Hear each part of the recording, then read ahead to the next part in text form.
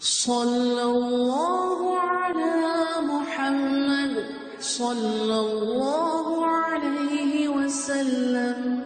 اعوذ باللہ من الشیطان الرجیم، بسم اللہ الرحمن الرحیم، والصلاة والسلام علی رسولہ الکریم۔ بخاری شریف کتاب الجمعہ والامامہ جاری ہے۔ آج جو باب ہم پڑھیں گے اس کا عنوان ہے اذا صلی ثم اما قوما، کہ جو شخص خود نماز پڑھنے کے بعد کچھ لوگوں کو امامت کرائے، اس کا حکم کیا ہے۔ یعنی خود نماز باجماعت پڑھ لیں اور اس کے بعد جا کے اپنے محلے میں دوسرے لوگوں کو یا اس کے علاوہ دوسرے لوگوں کو امامت کرائیں۔ حدیث ہے 679 679، اور یہ حدیث جو ہے یہ حضرت جابر بن عبداللہ رضی اللہ تعالیٰ عنہ سے روایت ہے۔ قال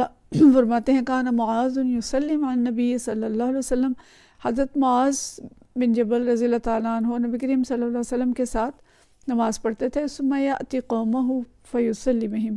پھر اپنی قوم کے پاس آتے اور انہیں نماز پڑھاتے تھے۔ اچھا بات سمجھیے کہ اس میں کیا ہے کہ آپ صلی اللہ علیہ وسلم کے ساتھ وہ نماز پڑھتے تھے، فرض نماز، اور اس کے بعد جب اپنے محلے میں اپنی قوم میں جاتے تو انہیں جا کے نماز کی امامت کراتے۔ اچھا اب اس قسم کی جو امامت ہے یہ امام شافعی کے نزدیک تو جائز ہے، پڑھ لیں خود کسی امام کے پیچھے اور پھر جا کے دوسروں کو پڑھا دیں، لیکن امام ابو حنیفہ کے نزدیک یہ درست نہیں ہے، اور ان کا کہنا یہ ہے کہ ہو سکتا ہے کہ وہ نبی کریم صلی اللہ علیہ وسلم کے پیچھے نفل کی نیت سے پڑھتے ہوں اور قوم کو جا کے جو پڑھاتے ہوں فرض ہو۔ بہرحال مطلب اس پہ علماء نے بحث کی ہے، لیکن یہ بھی علماء نے لکھا ہے کہ کہیں ثابت نہیں ہے کہ معاذ بن جبل رضی اللہ تعالیٰ انہوں نے خود یہ کہا ہو کہ میں نبی صلی اللہ علیہ وسلم کے پیچھے فرض نماز پڑھتا تھا اور قوم کو نفل پڑھاتا تھا، یا اس کے الٹ۔ تو یہ حضرت جابر رضی اللہ تعالیٰ عنہ کا اندازہ ہے کہ نبی صلی اللہ علیہ وسلم کے پیچھے جو نماز ہوگی وہ تو فرض ہوگی، اور ہو سکتا ہے دوسری جگہ نفل پڑھتے ہوں، یا ہو سکتا ہے دونوں جگہ وہ ایسی نیت کرتے ہوں۔ تو یہ بھی آتا ہے روایات میں کہ جب نبی کریم صلی اللہ علیہ وسلم کو یہ معلوم ہوا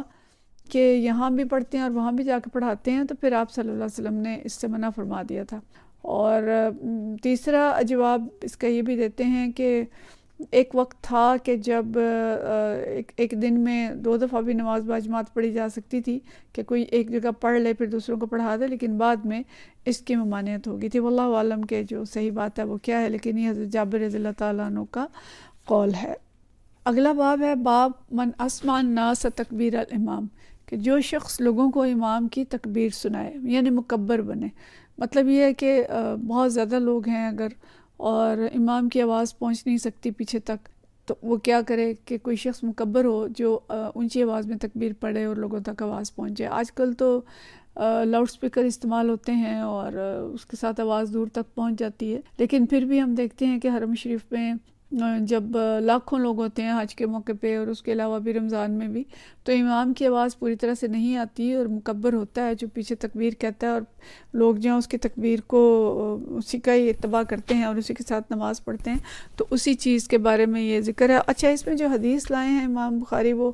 حدیث ہم پیچھے پڑھ چکے ہیں۔ نبی کریم صلی اللہ علیہ وسلم کے بیماری کے دنوں میں جب حضرت ابوبکر صدیق رضی اللہ تعالیٰ عنہ سے نماز پڑھانے کو کہا تھا، تو وہی حدیث ہے، اور اس کی زیادہ ہمیں تشریح کی ضرورت نہیں ہوگی، لیکن حضرت ابوبکر صدیق رضی اللہ تعالیٰ عنہ نے کس طرح سے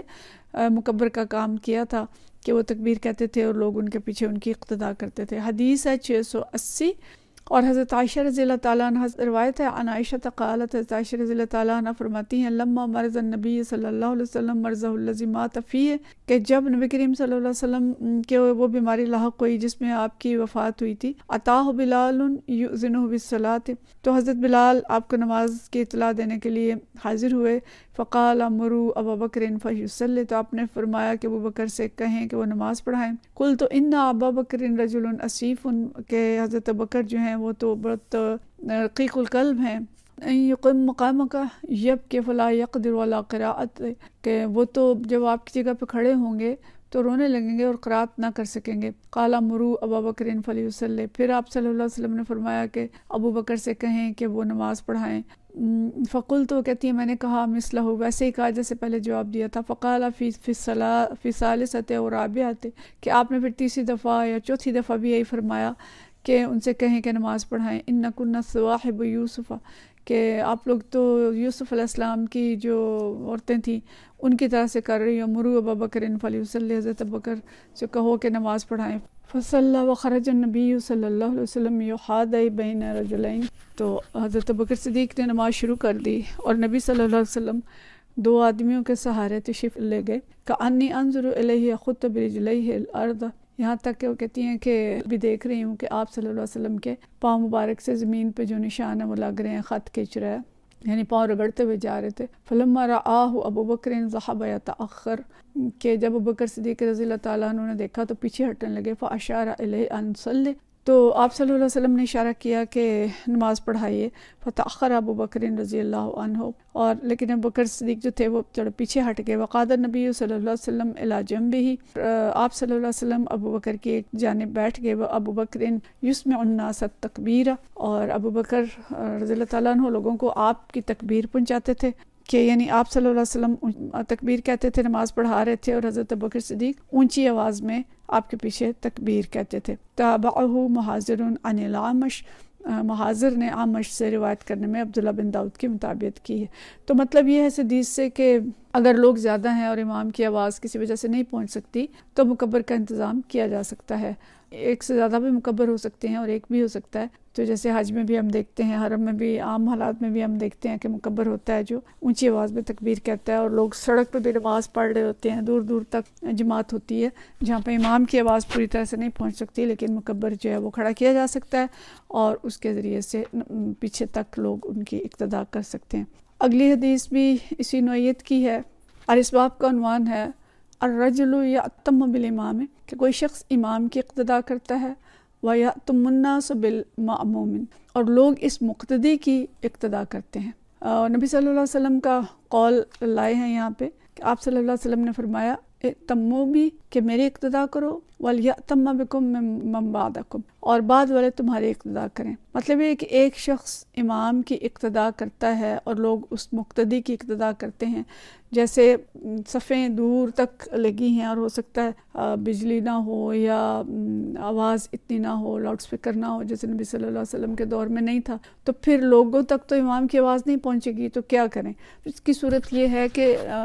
امام کی اقتداء کریں گے، جو اس کے پیچھے صف ہے وہ لوگ، اور اس کے پیچھے جو لوگ ہیں وہ ان کی اقتداء کریں گے، اور اس طرح سے سامنے والوں کو دیکھ کے تو لوگ رکوع سجود اور نماز جو ہے وہ پڑھتے چلے جائیں گے۔ تو اس میں بھی جو حدیث لائے ہیں امام بخاری وہ وہی حدیث ہے جو ہم پیچھے پڑھ چکے ہیں، تھوڑے الفاظ کے فرق کے ساتھ۔ حدیث 681 ہے، حضرت عائشہ رضی اللہ تعالیٰ عنہ سے روایت ہے، ان عائشہ قالت، حضرت عائشہ رضی اللہ تعالیٰ عنہ فرماتی ہیں، لما ثقل رسول اللہ صلی اللہ علیہ وسلم جاء بلال یؤذنہ بالصلاۃ، تو جب نبی کریم صلی اللہ علیہ وسلم کی بیماری نے شدت اختیار کر لی تو بلال رضی اللہ تعالیٰ عنہ آئے نماز کی اطلاع دینے، فقال مروا ابا بکر ان یصلی بالناس، فقلت یا رسول اللہ صلی اللہ علیہ وسلم، کہتے ہیں فرمایا آپ صلی اللہ علیہ وسلم نے کہ ابو بکر سے کہیے کہ وہ لوگوں کو نماز پڑھائیں، تو میں نے کہا یا رسول اللہ ان ابا بکر رجل اسیف وانہ متی ما یقم مقامک لا یسمع الناس فلو امرت عمر، تو کہتی ہیں میں نے کہا کہ ابو بکر صدیق جو ہیں وہ رقیق القلب آدمی ہیں، آپ کی جگہ کھڑے ہوں گے تو لوگوں کو سنا نہیں سکیں گے، تو بہتر ہے کہ آپ حضرت عمر رضی اللہ تعالیٰ عنہ سے کہہ دیں کہ وہ نماز پڑھائیں۔ فقال مروا ابا بکر یصلی بالناس، تو آپ نے پھر وہی فرمایا کہ ابو بکر سے کہیے کہ وہ نماز پڑھائیں۔ فقلت لحفصہ، تو میں نے حضرت حفصہ سے کہا قولی لہ، آپ کہیں نبی کریم صلی اللہ علیہ وسلم سے، ان ابا بکر رجل اسیف وانہ متی ما یقم مقامک لم یسمع الناس فلو امرت عمر،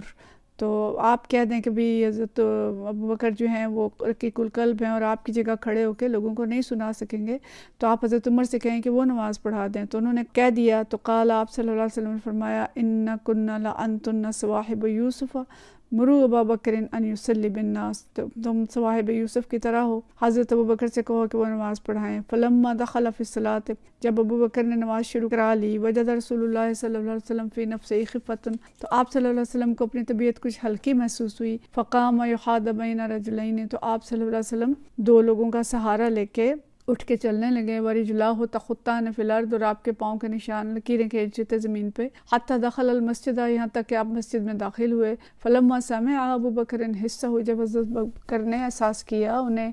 محسوس ہوا کہ نبی کریم صلی اللہ علیہ وسلم تشریف لے آئے ہیں، ذهب ابو بکر یتأخر، تو وہ اپنی جگہ سے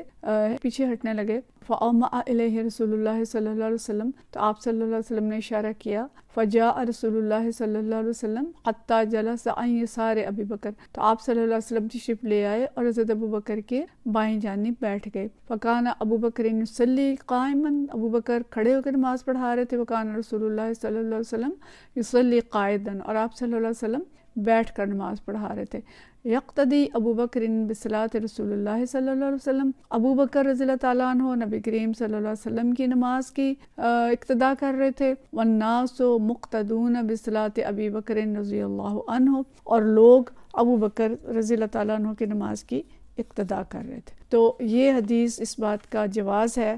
کہ لوگوں کو نبی کریم صلی اللہ علیہ وسلم کی آواز نہیں آ رہی تھی۔ پچھلی حدیث میں ہم نے پڑھا کہ آپ حضرت بکر نے مکبر کا کام کیا، اور یہاں بات تو وہی ہے، چونکہ نبی کریم صلی اللہ علیہ وسلم بیٹھ کے نماز پڑھا رہے تھے، وہ لوگوں کو نظر نہیں آ رہے تھے، ابو بکر رضی اللہ تعالیٰ عنہ کھڑے تھے تو لوگ انہیں دیکھ کے نماز پڑھ رہے تھے۔ تو گویا اس طرح اقتدا ہو سکتی ہے کہ نمازی زیادہ ہیں، آواز نہیں جا رہی، اس کی وجہ سے پتہ نہیں چل رہا کہ امام کیا پڑھ رہا ہے، اور اگلی صفوں کو دیکھ کے پچھلی صفوں والے ان کی اقتدا کر سکتے ہیں، اس میں کوئی حرج نہیں ہے۔ وآخر دعوانا ان الحمد للہ رب العالمین۔